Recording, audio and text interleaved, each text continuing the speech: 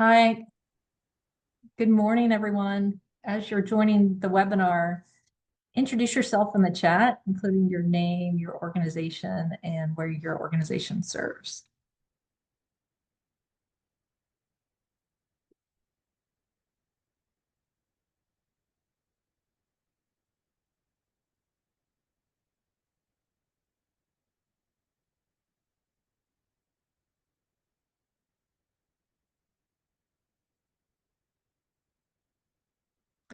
As y'all are joining the webinar, go ahead and introduce yourself in the chat using the information provided, your name, your organization, and the county where your organization serves.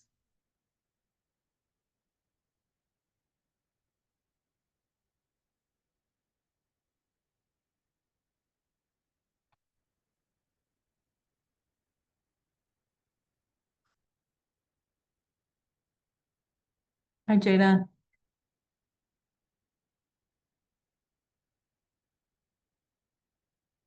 Morning, Chip.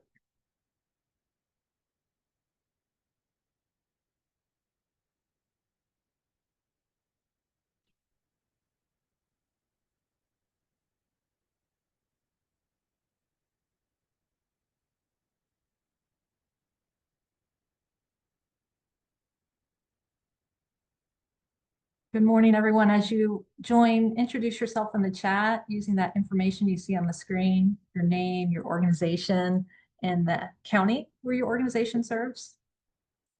If folks are putting the location, that's fine too.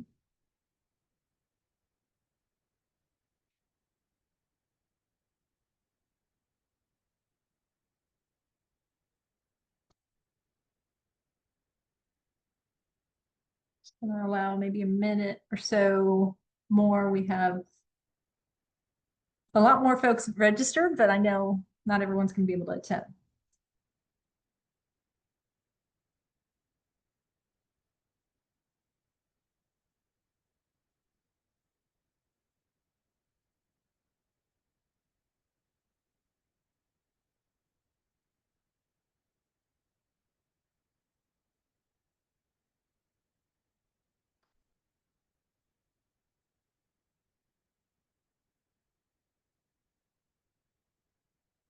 Well, it looks like we have folks from each of our 3 regions all represented. That's great.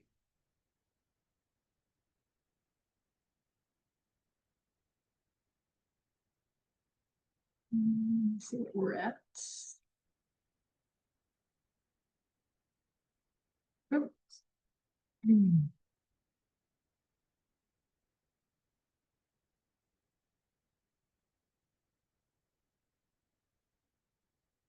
One more minute and then we're going to begin. Again, for anyone joining us, just now joining us, please introduce yourself in the chat with your name, your organization, and where your organization serves.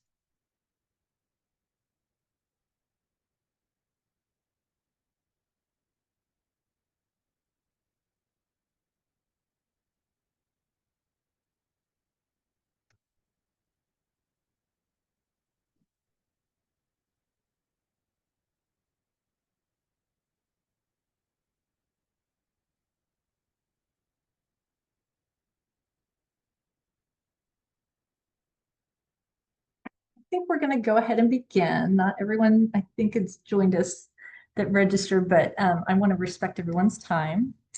So welcome, and we're delighted to have you, and we appreciate your interest in our TAO grant program. Welcome to the fiscal year 26 TAO grant webinar. My name's Erin Baird. I'm the Director of Grants at Allegheny Franciscan Ministries.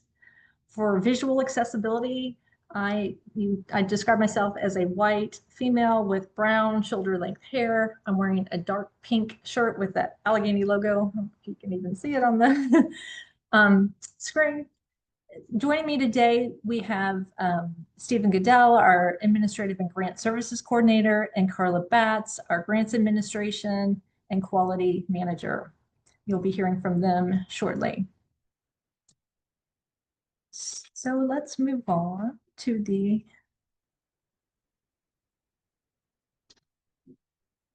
slide. There we go. Our agenda for today.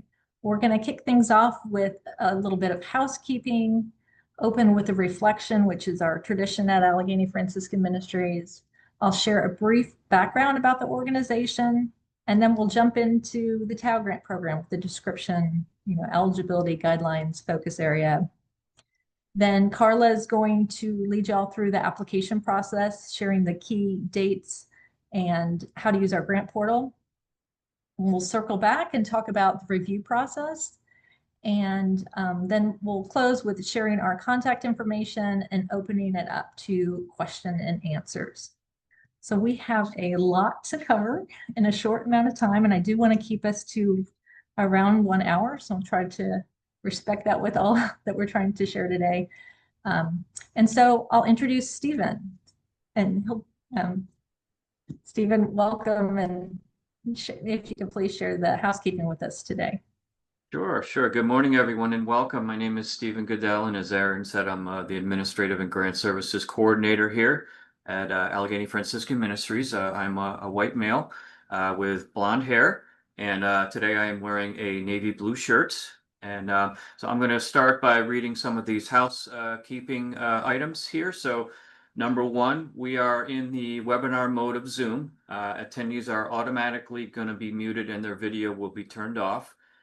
Use the chat as you have been doing to introduce yourself and make any kind of general comments.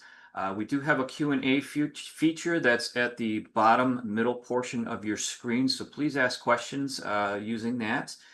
We also have closed captions. They have been turned on, and please feel free to use this feature if helpful. And the slide deck that you are looking at now and recording, that's going to be shared with all attendees here by Friday afternoon. So we'll get that out to you by tomorrow afternoon.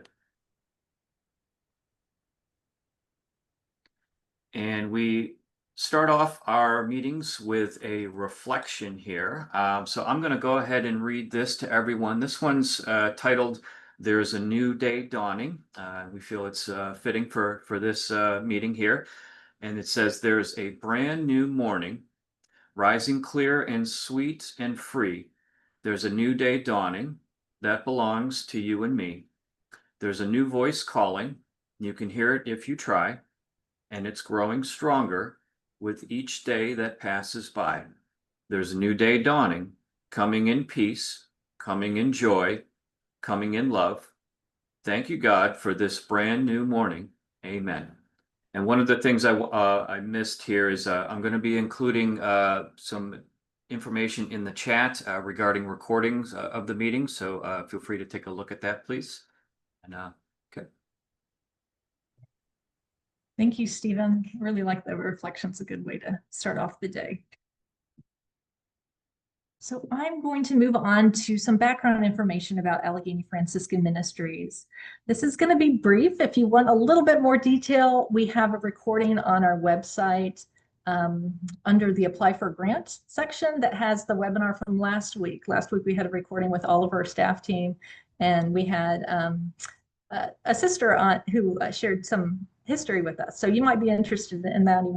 I'd reference that for folks interested.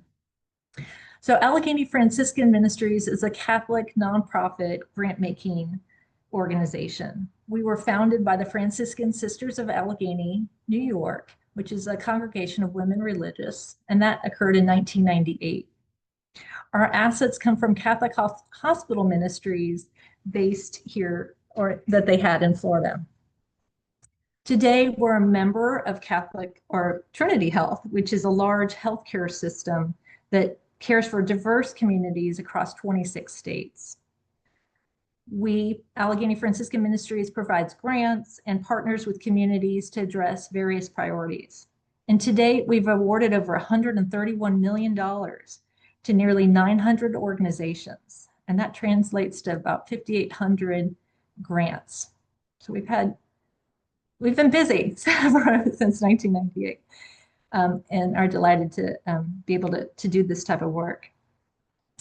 On the screen, you'll see our mission and vision, and I included our logos there so you can see the history of our past and current with the Franciscan Sisters of Allegheny and Trinity Health.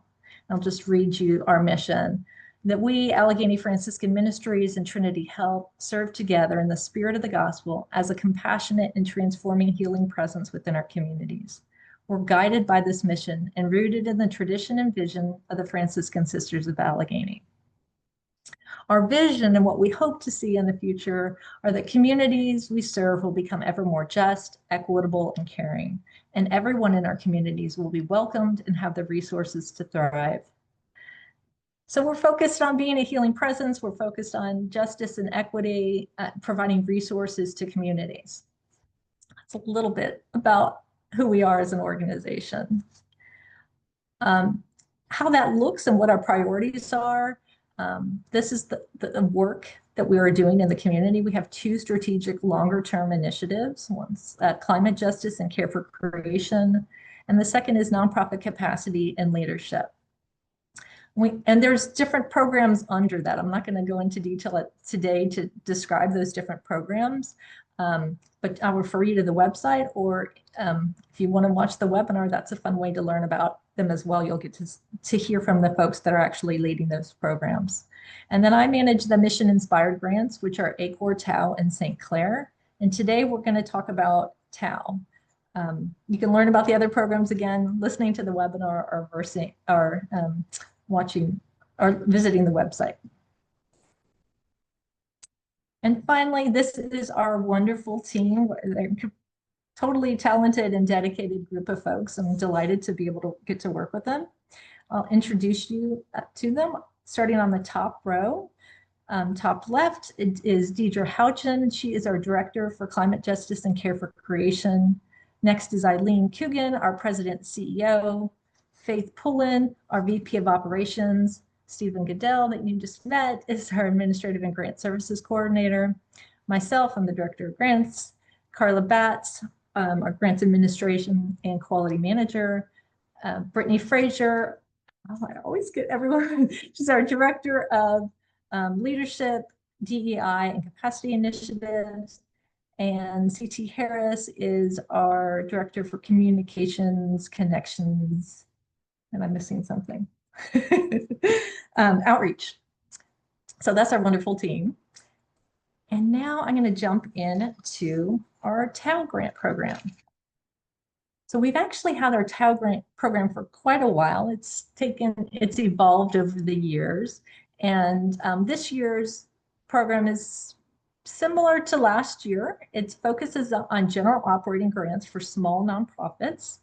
And the desire and intent is to strengthen the health and well-being of the communities in our original 6-county region. And when I was talking about the history, I mentioned the Catholic Hospital Ministries of the Franciscan Sisters of Allegheny. So those hospital ministries were in 3 different regions of Florida. So in the Tampa Bay area, it's Hillsborough and Pinellas. Palm Beach, that community served Palm Beach, Martin, and St. Lucie counties. And then Miami-Dade is the 3rd region. And those are the counties that are covered. You'll see those also in the eligibility requirements. In addition to being a small organization and serving those counties, we have focus areas. And these are, for this year, these are increased access to healthcare services and promoting economic mobility.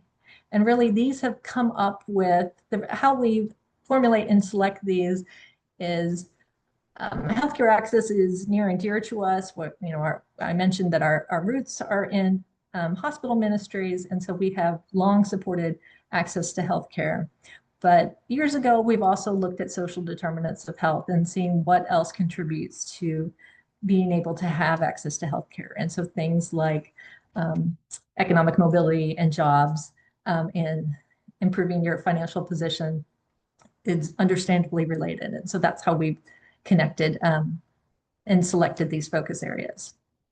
Also, a huge priority for TAO is that we want to elevate and prioritize historically marginalized communities. And we're intentional about defining who those communities are. We want to be able to demonstrate and really make an impact on those communities and be very specific about them. So for this purpose, and for I think almost all of our grants, we uplift these communities: the BIPOC, the Black, Indigenous, and people of color, LGBTQ+, individuals, people with disabilities. And this year we added immigrants. We've just seen the constant attack and threat to our immigrant community, and we really want to uplift them. And as I mentioned, I think in the beginning, these are general operating grants, which we're delighted to be able to provide. We hear from nonprofits over and over that they are not often don't have that flexibility to sustain their own operations and focus on that. They're very program focused. A lot of grants are. So we've been intentional about keeping this grant program for general operating. Just a little bit more about what we mean by general operating. The focus is really not on programs. Sometimes it overlaps because it might be for staffing. But the intent is the operation to keep the organization running. And there could be all different types of things that fall under that. Some examples are included here, like strategic planning, audits, rent, utilities, personnel. All these things fall under general operating.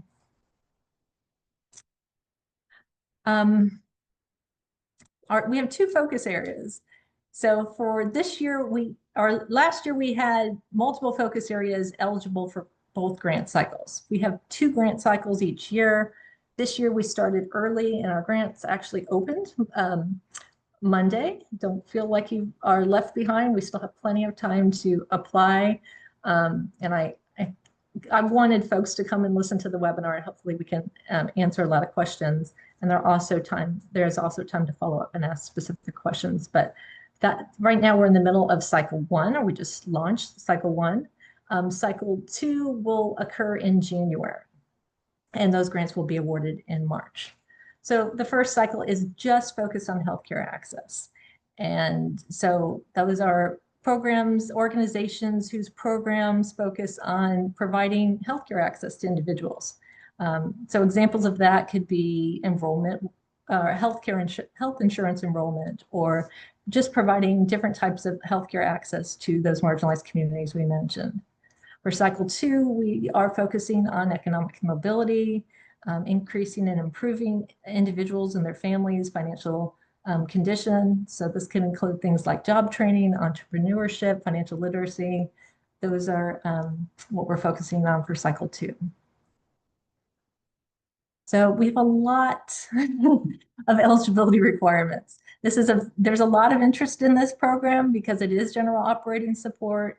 It is a multi-year grant. The period is over 2 years, which I'll mention in a minute. But there's a lot of great things about this program, so there's a lot of interest, and we want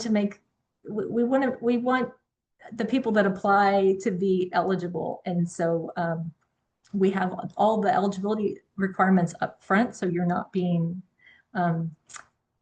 we don't have to make that through the decision-making process. We're getting all the folks that meet the criteria that we're interested in. So first, the organization, I mentioned it's for small nonprofits. The organization budget should be under $1 million. It has to be under $1 million to be eligible. Next, you have to have a active ruling from the IRS, and that needs to have happened or occurred before 2023. So it needs to happen in 2022 or earlier. And the ruling also needs to be the active ruling. If there was a revocation, if there's been some issues, that active ruling has to be have occurred in 2022 or earlier. So you need to be an established organization. You need to serve one of those 6 counties that I mentioned earlier. You cannot have an active grant. If you have an active grant, it needs to be completed beforehand.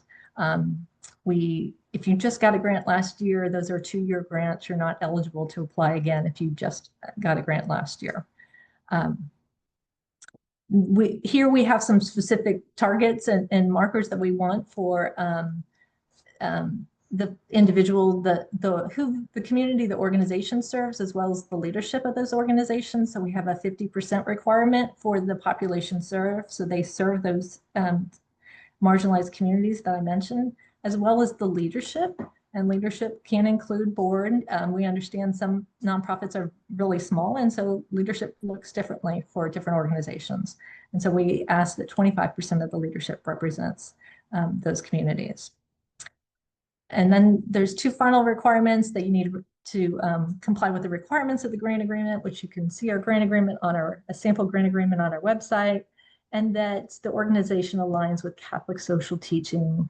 There's also a link on the website if you're not familiar with Catholic social teaching, that you can see what that is. I would say 99% of the organizations align with Catholic social teaching. We're not asking you to be Catholic or have a faith-based agenda. If you have questions or concerns about that, please reach out to me. We just have two limitations. You can only apply for one application, or you can submit one application per organization per grant cycle. And again, remember, you can only get one. I mean, if you have an active grant, you can't get another. So you won't be able to apply and get a grant the first cycle and apply for a grant the second cycle. And then TAO grants are not available for individuals, public agencies, capital campaigns, endowments, or reserve funds. We want you to use this money to sustain your operations within this time frame that the grant's awarded. Overall, the amount of awards that we're looking at, we estimate about 40 awards total, or about 20 per grant cycle. The grant term is for a 2-year term, and the individual grants are up to $20,000. That's $20,000 over the 2 years, not $20,000 a year for 2 years. So $20,000 total. We do allow some flexibility. The original intent was really to spread that out over a period of time, but if you have an estimated expense that's more in the first year, you're able to request that if the grant's awarded. A summary of some of the changes for this year. I mentioned them along the way, but just to point them out real quick, and I'll just highlight that last column. So the focus area, we have 2 focus areas instead of 3 from last year. Our focuses are healthcare access and economic mobility. For each grant cycle, there's just 1 focus area, whereas last year, all 3 focus areas were available each grant cycle. We changed the ruling date for when your organization has received its ruling from the IRS from really last year. It was intended to be before 2024, but it really ended up being anytime between 2024 and prior. This year, we pushed that back to 2022 and earlier. As far as the historically marginalized communities, we added the immigrant community that I mentioned earlier. And we also removed historically marginalized groups. That kind of covered, that was somewhat ambiguous, and we really wanted to focus intently on those other groups, that there's plenty of need in those other groups, and we wanted to be intentional about focusing on them. And then finally, we added a requirement this year about aligning with Catholic social teaching. We've had it in the past, kind of slipped off recently, and we just wanted to emphasize that again and make people aware of that we are a Catholic organization, that our work needs to support Catholic social teaching. So now I'm delighted to pass the mic to Carla Batts, who's going to talk to you about how to apply. Awesome. Carla? Thanks so much, Erin. Hello, good morning, everyone. I know I'm seeing a lot of familiar names coming in through the chat. We really appreciate you joining us today to learn more about our TAO grant opportunity. As Erin mentioned, my name is Carla Batts. I serve as our Grants Administration and Quality Manager. And as a visual description of myself for inclusion and accessibility, I am a white middle-aged woman with right now long blonde straight hair, but most of you know it's usually curly. And I'm also wearing a turquoise Allegheny shirt. It happens to have the TAO Cross logo on it, which is very fitting for today. And I'm wearing black trim glasses. Just wanted to mention one of my primary roles here, as most of you on the call may already know, is building out all of our grant processes in our online portal, from application to post-award, grant agreements, reports, and all of the above, and really maintaining our portal. So any portal technical related questions or assistance, that's all in my wheelhouse. So if you have anything that you need help on or have questions on, you can reach out to me. And I think the contact info slide will be at the very end that we'll share at the end of the presentation. And in just a little bit, I can drop my info in the chat as well. All right, Erin, next slide, please.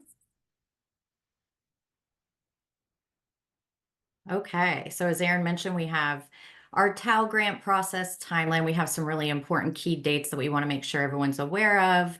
So for our full current fiscal year here, you see we have it broken out in each cycle. So I'm going to try to go through this briefly, but also thoroughly. So this information, just wanted to let you know, can also be found on our TAL grant webpage. And then some of the dates are also mentioned on our apply page, which is within the TAL grant application fiscal year 26 grant description on that page. And I'm just going to kind of walk you through so you know what to expect. So first at the top, Erin really did a great job clarifying the focus areas. We're doing it differently this year instead of having several of the same focus areas each cycle for funding that applicants can apply for, as we've done before. This year, we've identified those 2 different focuses for TAL, and one being designated to each particular cycle. So for the fall cycle one, as Erin mentioned, it became available just on Monday this week. You should only apply if your organization is doing work or providing services related to access to healthcare. Cycle 2, which you see is going to be available early in 2026 on January 7th. That's going to be specific to organizations doing work or providing services that foster economic mobility. So just please be sure that you're applying in the correct cycle based on that information. Our TAL grant information webinar is taking place today. We're also providing the same information for that whole fiscal year for each cycle. So like the focus areas we've identified for each, we've clarified, but the eligibility and limitations, all of that should be very similar. So we're not going to be holding another webinar in cycle 2. Instead, we'll post today's recording. As Erin mentioned, we'll share it out with everyone. I think Stephen did as well tomorrow. But it'll also be posted to our TAL page so you all can access and reference that there. I've already mentioned about our application available date, so I'm just going to move on now to the office hours. So Erin, if Erin, I think mentioned earlier, she has like a scheduling link, and it's actually located right on our TAL page to schedule office hours with her. So if you go to the TAL page under, kind of closer to the bottom of the page under the contact section, you can click on her scheduling link and ask questions about the TAL grant program. So for the first cycle, those date ranges, as you can see, will go from July 21st. So that started on Monday, will run through August 15th. Second cycle will be offered January 7th through 30th. And she has designated specific times on those days from her calendar that she is going to be offering for those. Please note, you'll have the slides as well, but please just note the application deadline. Cycle 1 for access to healthcare is due on August 21st at 12 p.m. For cycle 2 for economic mobility focus, that application is going to be due by February 6th at 12. Each cycle, it's 12 p.m. noon, not midnight. So we have had some people submit an application much past the deadline because they thought it was midnight. It's actually 12 p.m. noon that day. Once the applications are in, the next phase is the deliberation and review period. So cycle 1, that's going to happen August 27th through September 12th. And then for cycle 2, you can see that will happen February 13th through March 6th. So of course, we're in our first cycle currently. Those decisions are going to be announced to applicants in late September. Next cycle, the decisions will be announced in late March. Erin also offers feedback each cycle. If you submit a request and that request is denied, we will send a notice email letting you know. It will include her Calendly link that you can schedule office time with her to receive feedback on your application and the request. So for cycle 1, the feedback date, will run from October 1st through 10th, and then the cycle 2 feedback dates will run from April 6th through 17th. All right, thanks. Next slide, Erin. So now we're going to really dive into the portal information. How do you access the TAL application? How do you log in to access it? So again, for cycle 1 access to healthcare, what I'm going to go over is going to be the same steps and will apply the same if you do decide to wait and hold off and apply for cycle 2 for economic mobility. Once that becomes available in January. So earlier this month, we did launch like a new enhanced applicant experience. It has a new layout. of our apply page. And so the navigation's a little bit differently. So you'll just want to reference these new steps that I'm going to show you here, particularly for those of you who have applied with us in the past, just so you kind of know what to expect and what's changed. So for the next 4 slides, I'm just going to show you guys some detailed screenshots of how you can do that. So as you can see on the top right of this slide, and excuse me as I'm kind of looking at both of my screens here, you can see that the first thing is you need to go to our website. So that's listed at the top, afmfl.org. That's going to bring you to our homepage that you see in that first graphic at the top near step 1. And then you want to click that blue apply for grant button. So that's the first thing you want to do. That's going to take you to our apply for grant page. That page gives a lot of good general information and FAQs just about our overall grant processes, and it will also give you direct access to our portal. So once you're on our apply for grant page and you've clicked that button, scroll all the way down to the page that you see there. In the second image for step 2, you will see a green banner that says grant portal information. You'll click the access grant portal button. And I did note here, all of our respective grant program pages offer that same banner at the bottom. So if you're on the TAL page, looking at the materials, reading through everything as you're considering applying, you will have access to that same portal at the bottom of the page and can also access the portal that way.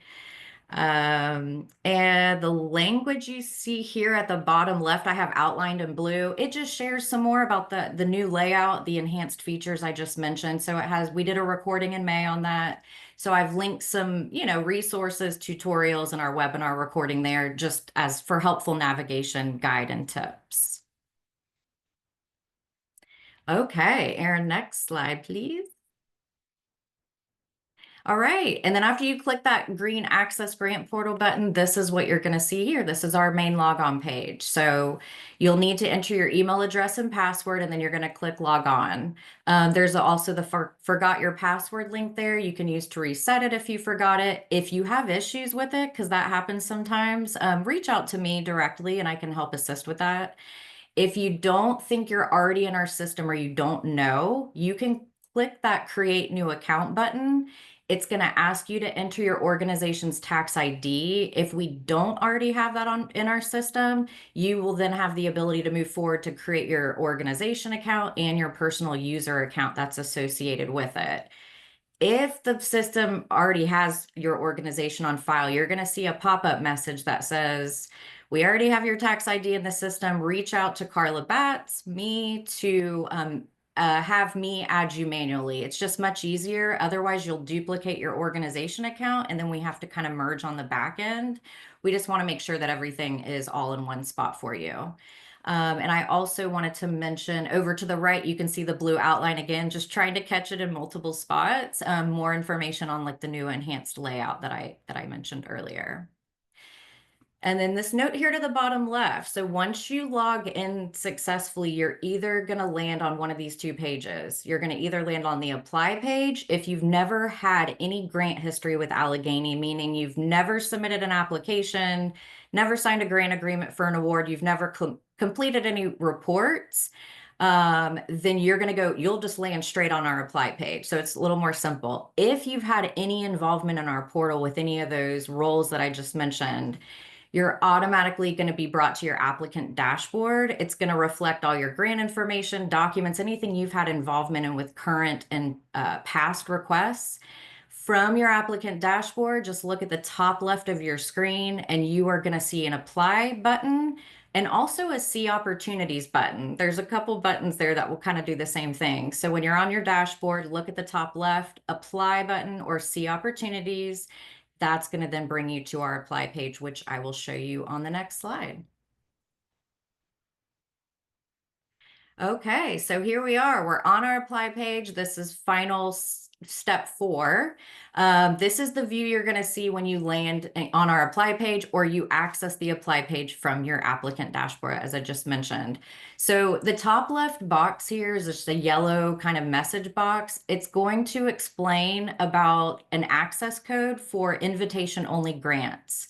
You can totally disregard the message box. There is no access code for the TAL grant opportunity. It's an open opportunity. is no invitation grant, so there's no access code needed to apply. So you can totally disregard the message box as well as that access code box at the top.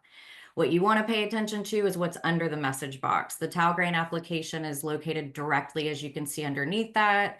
Please look for that name, Tau Grant Application Fiscal Year 26, that you see next to the blue arrow. And also where it says see more, this is where we have a lot of that key information that we really want you to read through and review before you move forward. So where it's circled in orange, click that see more button. It'll expand and give you a lot of key information, a lot of what we've gone over today, but just as good reminders. If you decide that you want to apply, you would just click that apply button you see under the green arrow there. There's also that preview button next to it. You could click that and it will pull up all the application questions so you can see those in advance. We also provide every year a sample application that you and your team can use to work off of if you think that's helpful. However, you do still need to submit your application directly in the portal. If you use any kind of side document, you can't just email that to us on the side to enter. You really need to go back in, log into the system, and copy and paste those responses onto the application form. Okay, next slide. My next couple slides here are going to reflect what the opening questions and sections of the Tau application are going to look like. These are the kind of pre-questions before it even gets into the main portion of the application and request questions. So as you can see at the top, the very first question that you are going to have to answer, because we want to make sure you're intending to apply for the right cycle, for the right focus area. So it's going to ask, are you sure you're intending to apply for cycle 1, access to healthcare? And if not, cycle 2 will be open on January 7th for economic mobility. If you click yes, you're working on access to healthcare, that's then going to open up this section below called contact information and general grant description. And so what we're going to have you do there is just a checkbox. We want to check off that you verified and updated information in our portal if needed. We want to make sure we have the most up-to-date on file. You're also checking that box to verify that you've read through the Tau Grant information. We want to make sure that you're using your time wisely and your resources wisely. So just make sure you're reviewing all of that before you decide to move forward. And next slide. Okay, so once you complete those last 2 fields that I just went over, this is the next section that's going to appear, and it's going to be an eligibility criteria questions section. We have 5 key questions here. Aaron already went through a lot of this in detail, so I'm going to just go briefly through these. So the first question is your organization's most recent IRS ruling year. So whatever the most recent IRS ruling year on file through GuideStar, through IRS, that is the ruling year we're going to go off of for eligibility. So the ruling year to be an established 501c3 nonprofit must be in calendar year 2022 or prior. So any date prior to January 1st, 2023. And then you will confirm here yet again. We want to again make sure that you're applying in the right cycle. So we're going to say your organization is working on focus area access to healthcare. Your organization has to have the operating budget of under $1 million. And the last 2 questions, as Aaron already explained, go into those marginalized groups that we've identified. So you have to meet the 50% threshold for the 4 marginalized groups for population served, and then 25% or more of org leadership for board and staff must identify with those same 4 marginalized groups. I do want to note you can meet those thresholds by serving one group and populations at 50% or more, or it could be a combination of those groups at 50% or more. Same with org leadership. It could be a 25% are identifying as BIPOC, or it could be a 25% combination between those different groups. Okay, and then next slide. So this, I just wanted to provide a quick little kind of snapshot view of what you're going to see if you start a Tau application, but you don't finish it that same day, which is totally fine. Give yourself a lot of time to be able to work on it, maybe come back. You can kind of collaborate with other team members if you need. There is a cool feature in our system that will allow you to do that kind of in the system, or you can kind of work off those documents to the side. And so really this is what you would see on your applicant dashboard. So once you start an application, you now have history in our system. And so when you log in the next time, you're going to go straight to your dashboard. This is the left side panel view of what you're going to see. So under the Assign to You section there, you will just click that continue button, make sure you're looking for that right application name that you've started. And then just right under that column, you can click continue and resume where you left off. There will be a save application button at the very bottom of the TAO form. So you want to save, click that, and then you can resume your work this way. There's also a submit application button that's also located at the bottom of the form next to the save application. Please be sure, sometimes we've had applicants who have clicked save, but they never actually submitted and we didn't receive it to consider for funding. So make sure you submit that and to ensure we do get it, and you'll also get a confirmation that it's been submitted successfully as well. And for my final slide, just wanted to provide some resources here for you. So I mentioned the sample application. I have it linked right here. So when you get the slides, it'll actually be watermarked with sample. Again, you can use that document to work off of, but we need you to log back in and submit the application directly in the portal. So they're provided in reference only. Again, they must be submitted in the portal. And we do have a Spanish version of the application available. We don't have it like built into the system, but if anyone would like to use a Spanish version, we want to be inclusive with language. And so reach out to me directly and request that, and I can get that over to you on the side. And I'll also work with you on next steps to get it back into the system. And we also have the written tutorial here. Again, that blue outline sections I showed you in my previous slides, this just goes along with that in a line. So as of July 1st, we have this new layout. And so this is a written tutorial that might be helpful with some step-by-step and screenshots on how to navigate our apply page. So with that, I think I'm going to be turning it back over to Erin now to talk more about the review process. Awesome. Thank you, Carla. That was great. Lots of good information, a lot of details and tips and tricks to help make the process run smoothly. Really appreciate that. And Carla's a great resource. She's happy to help anyone. So feel free to reach out to her. We'll provide contact information here at the end. But I forgot to do something earlier. I was going to do a poll just to get a pulse to see on the call how many folks have actually received a TAO grant in the past. So Stephen, can you launch that poll real quick? It's just a simple yes, no, or don't know poll. Okay, I just sent it out, so everybody should see it. Thank you all for responding.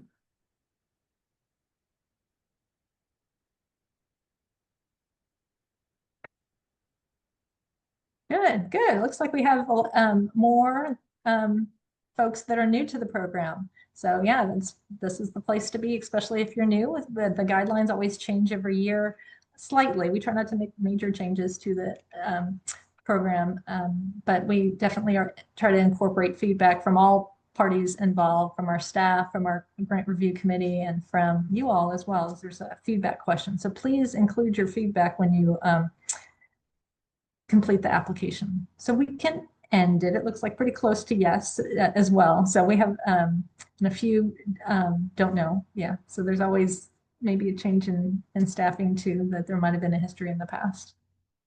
Did you want to go ahead and end that poll, Stephen? Thank you. Oh, did you share? I don't know did y'all get to see the results or no? You can share it real quick just so you can see it. Can't tell if y'all saw it on your end or not. So yeah, I'm encouraged to see that the majority of folks are new, but we also have returning and a few that just weren't sure if they received a grant in the past. Yeah, the results. So thank you, Stephen. So let's move on to the review process. So what happens after you apply? Wanted to be transparent and share this information.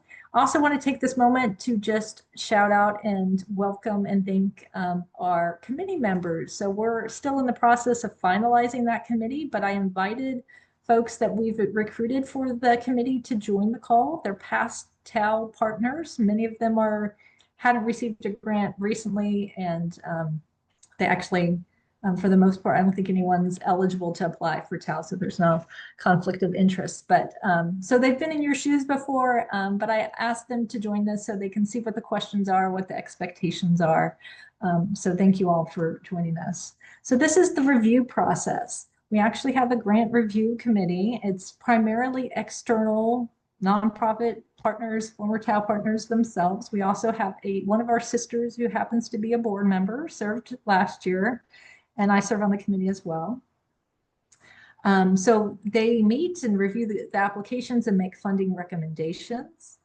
The president and CEO actually reviews and approves those grants. And then our board is informed of those decisions, and then we notify you all what those decisions are. So there are some steps, and you can understand why the process takes a little while. We've had an increasing number of applications over the year. So we had, I can't even remember off the top of my head, maybe 120 or 130 applications for the second cycle. It was like 94 or 92 for the first cycle last year, which was a significant jump from the previous year. So it does take time to do that. So that's why I wanted to be able to share with you all that process for reviewing. And then on the next slide, just to give you a hint or a perspective, the priority criteria. And again, all this information, we will share it with you. It's also available on the website. We want to be transparent with you all about all of this. So these are things that we're looking for in the application. So it's something to keep in mind as you're reviewing or writing your application. So we ask questions, these are reviewer questions. The application is clear about what the organization does and who it serves. The organization work is closely aligned with the focus area. So one of those two focus areas, depending on the cycle. The need for funding is clearly explained and reasonable. The organization serves immigrants. Again, this is not a requirement, but we're making a point this year, added statement to have a preference for serving our immigrant community this year based on what's happening in our society right now. And then finally, the organization incorporates the viewpoint of individuals who are served. And there's questions directly related to these priority criteria in the application.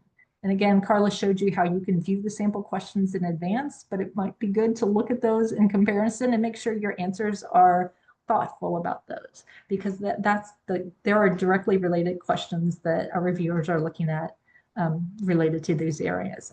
And so just wanted to be transparent and share those with you. So now we have a little less than 15 minutes left. This is our contact information. I'm going to pass it back over to Stephen here in a minute. But here's our website information. Carla shared it as well.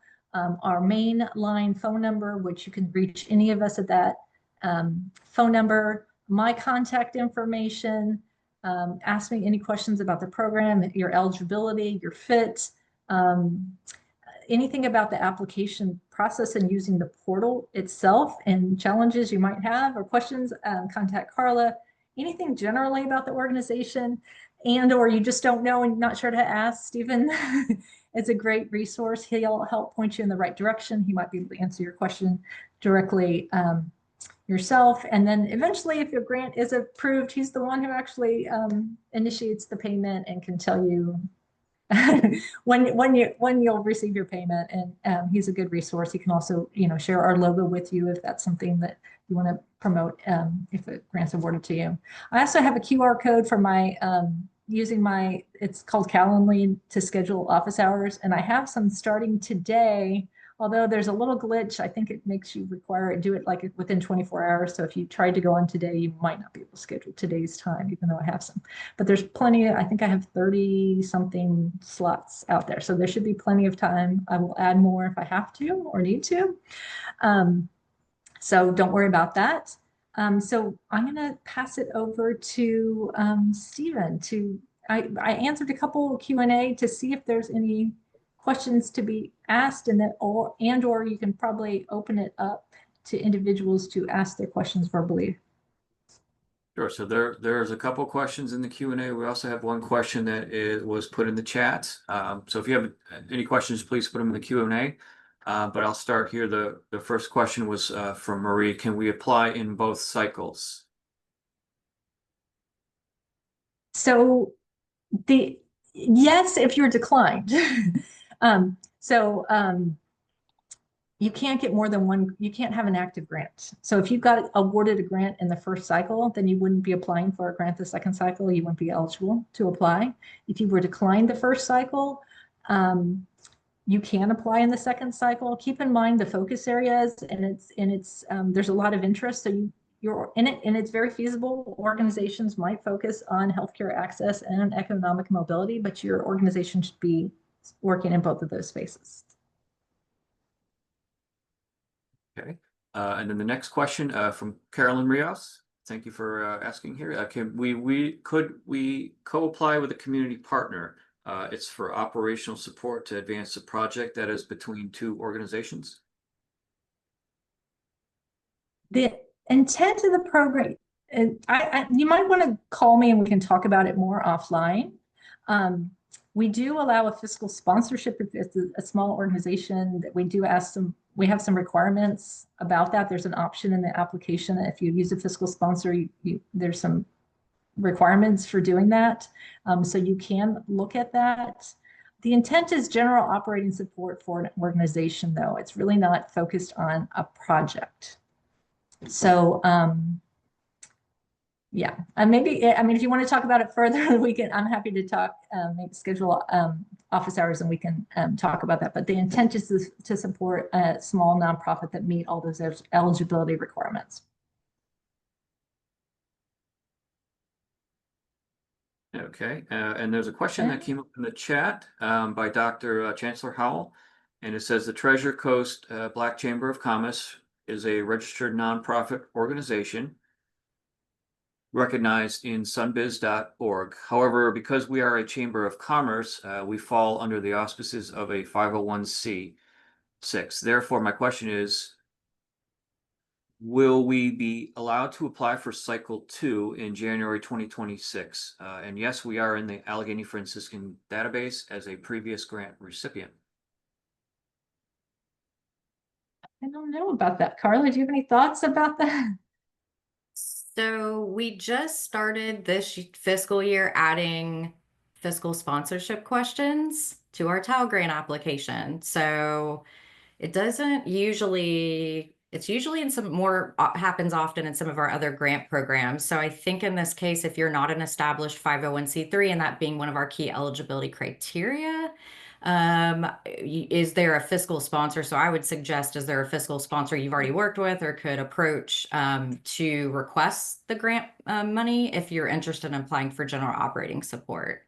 So that would be my suggestion. Erin, I don't know if you want to add anything to that. No, I mean, we always do. There's always IRS questions and we can do some research just to confirm that. We're happy to do that. But no, I like that suggestion of using a fiscal sponsor, especially if you're, and I'm kind of curious, I want to look at your grant history and how we funded y'all in the past or what you might have been funded. So I can't give you a definite answer right now, but happy to talk about it with you offline. But yes, I like the idea of the fiscal sponsor. If not, we can look at a little bit more about your history and see what might work. Okay, and I see. Oh, sorry, go ahead. I was going to say there's another question here. When scanning the QR code, is asking for a password. Yes, we've received that a few times now. So do you have a password you can share? I do not. It is a free one. I'm gonna put the direct link right now in the chat. Give me a second.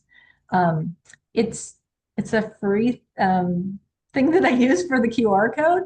So maybe it expires after like a certain period of time, like 24 hours or something. Maybe it doesn't last forever. So I'm gonna just send you the direct link right now in the chat or in the Q&A. We can always add that to like our follow-up email. If there's any password or the direct link Erin's sharing, we can reshare that there.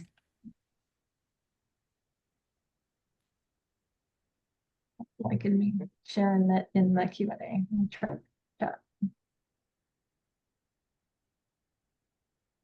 And one more You can- question here when you're ready. Yeah, no, go ahead while I'm doing this. Question is, how soon after the decision is made are the funds dispersed?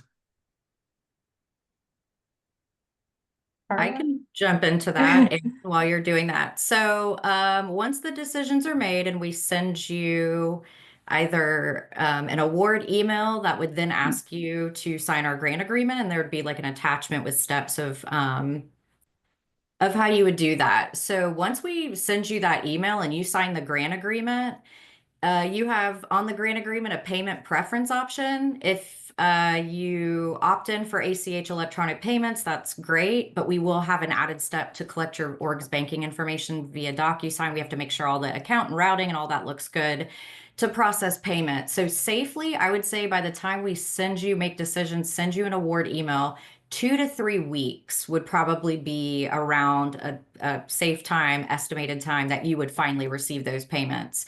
We actually do a rotation every other week for check or ACH.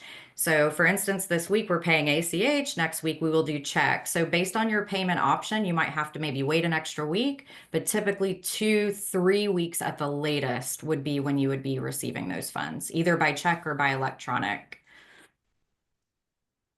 Hopefully that helped. Yeah, if I can add, if it's electronic with ACH, we'll process the payment usually on Thursdays, and depending on your bank, it's about 2 to 3 business days before that show up in your accounts. Thank you, Stephen. Yep, that's a really good point.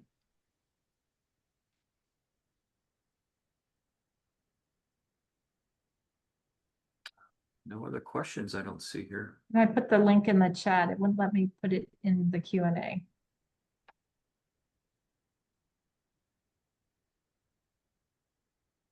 I think we've answered all Any other those. questions? Or people can raise their hand if they want to ask it directly.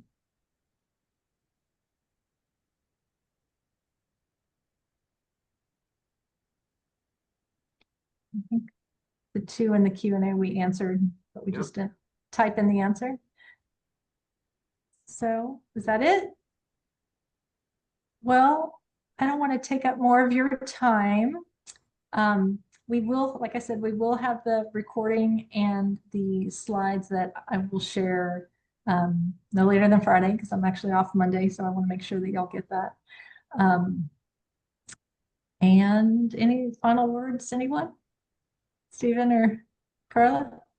I just want to say thank you again for taking the time out. We know how busy you all are and how stretched everyone is with their workload. So we just appreciate your time joining us and learning more about this. Always, as Aaron said, feel free, anything grant portal related. I try to be as responsive as I can, pretty timely if I'm able to. So always just feel free to reach out if you have any questions or issues in the portal so I can connect with you and make sure to get you in the system and on your way if you're wanting to move forward with applying. So thank you, Stephen and Aaron, as well for today. Thank you all for joining us. And yes, you have my contact info. Feel free to reach out to me as well with any questions, and appreciate you all joining us today. Thank you.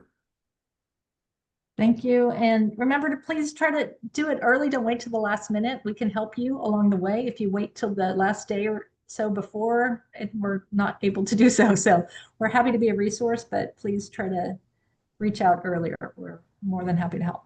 Thank y'all for joining, and we look forward to hearing from y'all. Take care. Have a good day, all. Thank you. Thank you.